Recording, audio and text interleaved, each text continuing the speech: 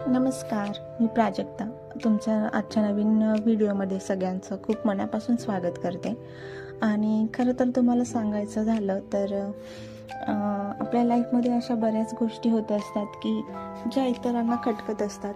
जे आपण करतो ते इतरांना आवडत नसतं आणि त्यामुळे आपण त्या गोष्टी करायच्या बंद करत असतो. पण खरं तर असं करायचं नसतं. आपल्याला जे आवडतं ते आपण करत राहायचं असतं.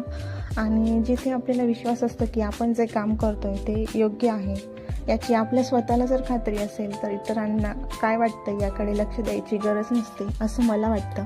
तुमचं मत यावर काय आहे हे मला कमेंट करून नक्की कळवा. चला तर मग आजच्या व्हिडिओमध्ये माहेरची दिवाळी झाली आणि आज आहे सासरची दिवाळी झाली. ॲक्च्युली आत्ता आहे माहेरची दिवाळी. तर घरी आले होते, घरी दीदी आणि माझे मामाची मुलगी वगैरे सगळे आले होते दिवाळीसाठी. तर खूप छान वाटत होतं जेव्हा सगळेजण आपल्याकडे दिवाळीच्या निमित्ताने येतात तेव्हाच ते खरं सेलिब्रेशन असं वाटत असतं. आणि हा माझ्या बहिणीचा मुलगा आहे खरं तर, आणि इतका मस्तीखोर झालेला आहे ना. लहानपणी पण खूप मस्ती करायचा आणि आत्ताही सेम तसंच आहे, उलट त्यापेक्षाही जास्त आहे. त्यानंतर गुलाबजाम वगैरे एन्जॉय केले होते आम्ही. आणि त्यानंतर थोडंसं एन्जॉयमेंट म्हणून आम्ही बहिणींच्या घरी गेलो होतो आणि तिथे मस्तपैकी महादेवाचं सुंदर असं मंदिर होतं. तिथे दर्शन वगैरे घेतलं आणि जिथे मन प्रसन्न होतं, जिथे मनाला काहीतरी शांती मिळते असं ठिकाण म्हणजे महादेवाचं मंदिर.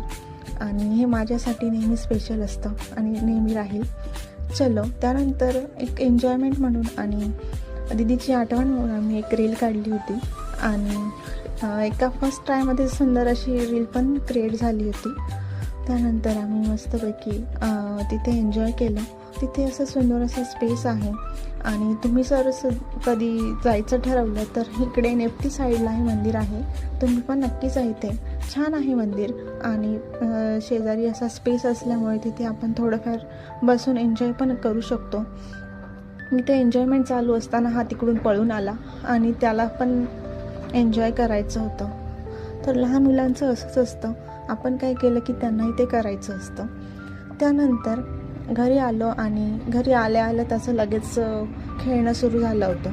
त्यानंतर तुम्हाला मी सांगितलं होतं की मी केक बनवते आणि हा केकसुद्धा मी सुंदर बनवलेला आहे.